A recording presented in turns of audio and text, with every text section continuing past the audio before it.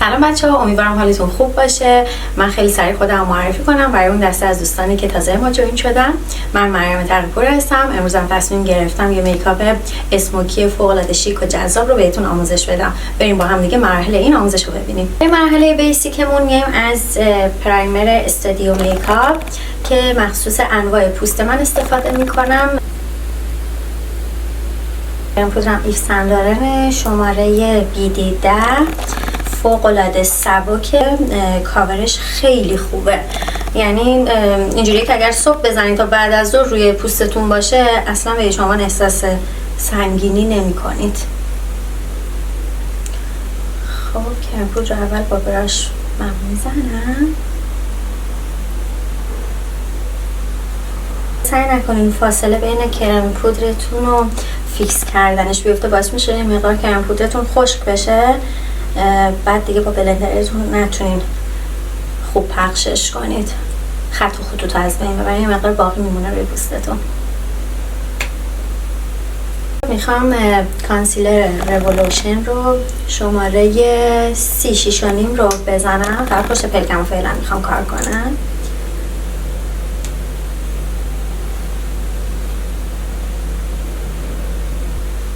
من کلا خیلی دوست ندارم پشت پلکم حجم خیلی زیادی کانسیلر باشه، یه حالت خیلی بدی به خودش میگیره.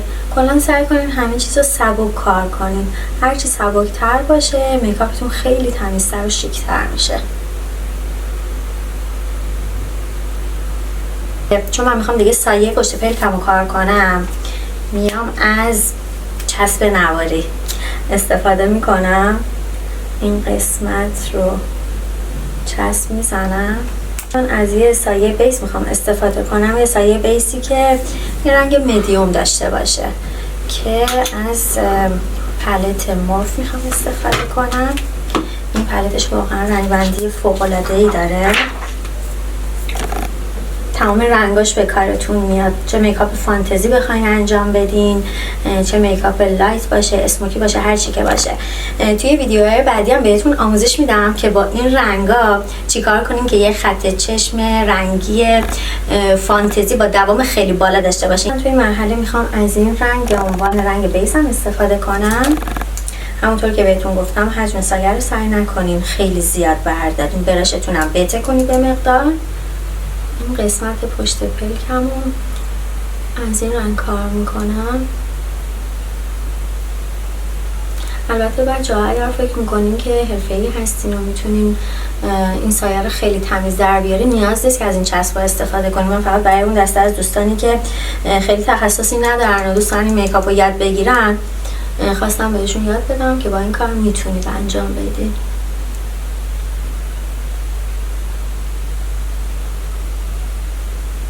یه مقدار میخوام چشمامو کشیده کنم،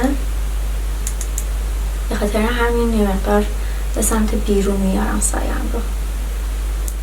البته کل سایه رو قرار نیست انقدر بیرون بیارم، فقط این رنگی که رنگ بیس هست و میارم بیرون.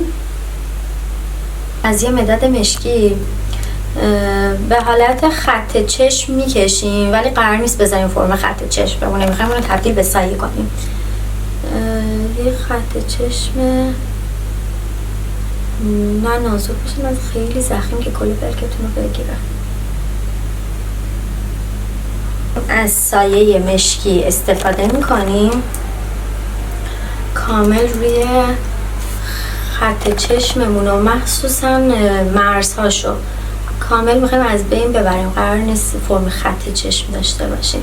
به جای مشکی هم میتونین از رنگ قهوه‌ای خیلی تیره استفاده کنید. قهوه‌ای هم فوق‌العاده میکاپ جذابی میشه، ولی برای اسموکی به نظر من مشکی خیلی قشنگ‌تره. من تو این فاصله 2 تا سایه چشممو انجام دادم. الان میخوام جاهای خالی ابرومو پر کنم. از ژل ابروی اینگلوت میام استفاده میکنم، رنگ مشکی به اضافه یه قطره دورالان. این قطره واقعا معجزه میکنه، باورتون نمیشه. یعنی حتی اگر خط چشمی داشته باشین خشک شده باشه میتونین از این استفاده کنین، ترکیبش کنین و خیلی کارهای دیگه. توی ویدیوهای بعدی بهتون آموزش میدم که با این قطره چه کارا میتونین انجام بدین. به حالت هاشور. سعی کنین از یه براشی استفاده کنین که خیلی ظریف باشه و اینکه توی ژلتون یه جوری رفت و برگشت بزنید که باعث شه براشتون خیلی نازکتر بشه، خطوطتون خیلی طبیعی تر میشه. یعنی اصلا مشخص نیست که شما تارای ابرو رو کشیدین، انگار تار ابروی طبیعی خودتونه.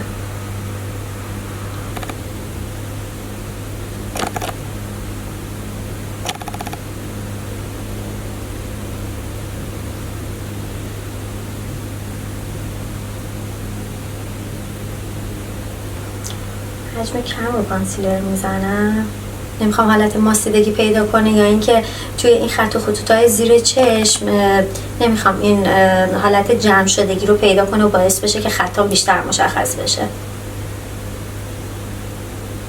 سعی کنید همیشه از پلک پایینتون هم یه مقدار فاصله بدین.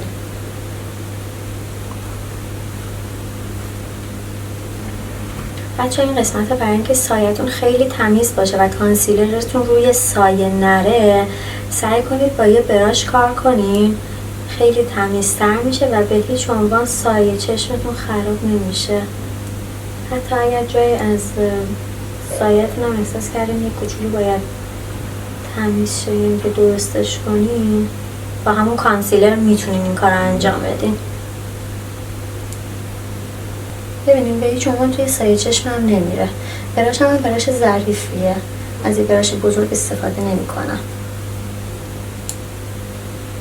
بعد از اینکه خیالمون راحت شد که کانسیلرمون کاملا یک دست شده و هیچ خطوطی زیر چشممون باقی نمونده، کامل همه رو صاف کنید. از پودر لورا مرسیر استفاده کنم، با بلندرم پودر رو میزنم زیر چشم، یه چند دقیقه بهش مکس میدم تا این مکس داشته باشه، میرم بقیه کارمو انجام بدم. با مداد مشکی میام قسمت داخل چشممو کامل مشکی میکنم. بالای پلکتون لثه داخلی رو اونم باز مداد بکشیم از سایه مشکی خیلی کم، دقیقا روی خط موجم، اصلا نمیخوام پایین بیاد. یه مقدار خیلی کم سایه مشکی این قسمت رو کار میکنم.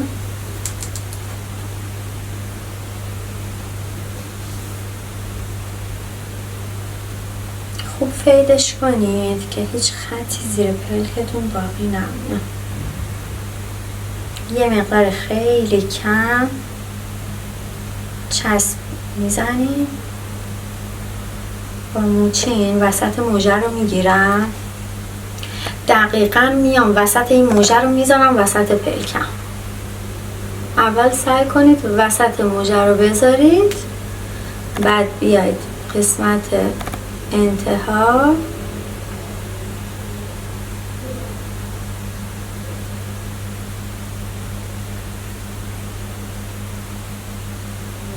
بعد اون قسمت داخلی شد دقیقا بزنیم روی پلکتون.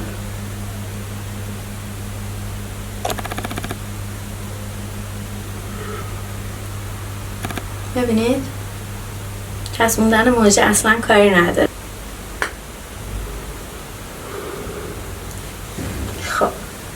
من موجه همو نصب کردم، نیاز نیست خیلی حجم پر بزنیم چون موجه مصنوعی داریم، ما فقط میخوایم این فاصله رو از بین ببریم.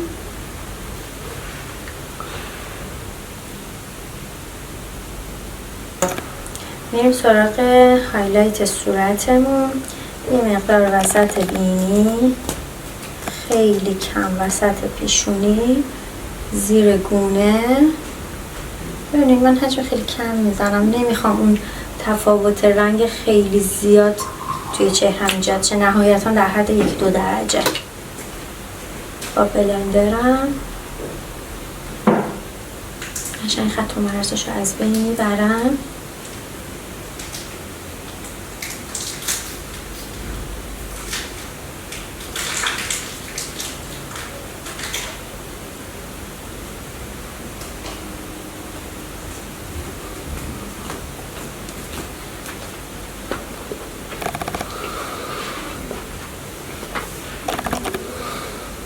میرم سراغ کانتور. من از پلت کانتور چرب نیکس میخوام استفاده کنم. رنگ قهوه‌ایش خیلی قهوه‌ای خوش رنگیه. یه مقدار با براشم حجممو سعی میکنم خیلی کم بردارم یا حجم زیادی رو بر ندارم. شما هم همین کارو کنین که فید کردنش اول کار براتون سخت نباشه، خیلی راحت بدون خط و خطوط و لک بتونین انجامش بدین. ببینید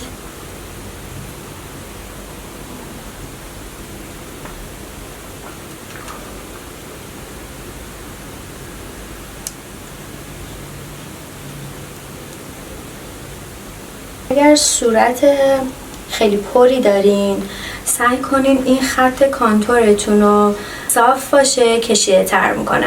اما اگر صورت خیلی لاغری دارین و دوست دارین که یه مقدار پرتر به چشم بیاد، خط کانتورتون رو صاف نزنید، سعی کنین یه مقدار این قسمتش رو گرد کنین که قشنگ گونه‌تون هم بیشتر به چشم میاد، یه مقدار اون فرمی هم که میخواین قشنگتر به چشم میاد.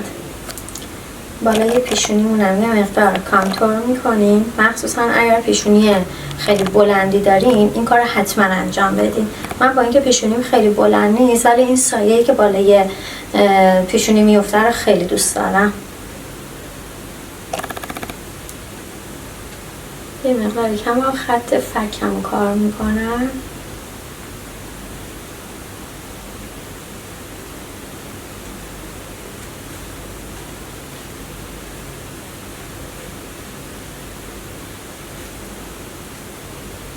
کنار بینی هم یه کوچولو میزنم.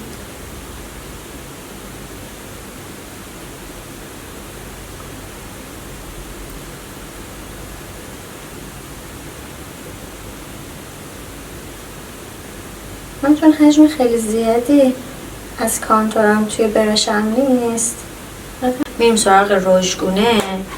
من از پلت اسمش باکس میخوام استفاده کنم، از این رنگ یه مقدار خیلی کم میخوام بزنم. آخرین مرحله مورد علاقه خودم، از هایلایتر یه مقدار استفاده میکنم برای بالای گونه.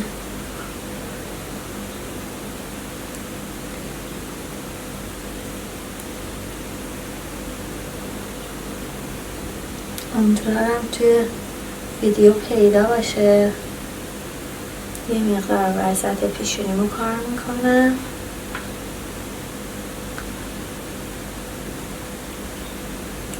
روی بینی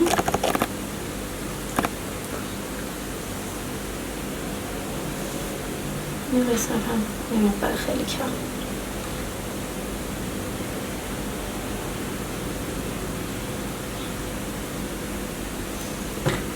این برای رژ لب. سعی کنید رژ لبتون برای این میکاپ یه رژ لب نود باشه، خیلی پررنگ نباشه و هرچی کم رنگ تر باشه میکاپ چشمتون رو بیشتر به چشم میاره.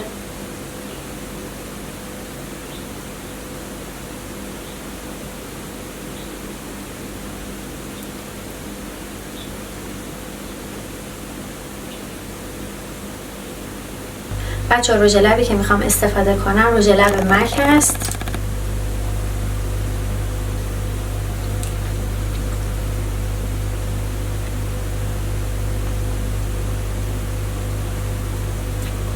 برای این سبک میکاپ سعی کنید رژ لب نود رو انتخاب کنین، میکاپ چشمتون رو بیشتر به چشم میاره. خب به پایان ویدیو نزدیک شدیم. امیدوارم از این ویدیو خوشتون اومده باشه و توی کامنت ها حتما برام بنویسین که چه سبک میکاپی رو دوست دارین توی ویدیوهای بعدی بهتون آموزش بدم. هرچی اون سبک میکاپی که دوست دارین توی کامنت ها بیشتر باشه، آموزش بعدیمون همون سبک میکاپ خواهد بود. خیلی دوستتون دارم.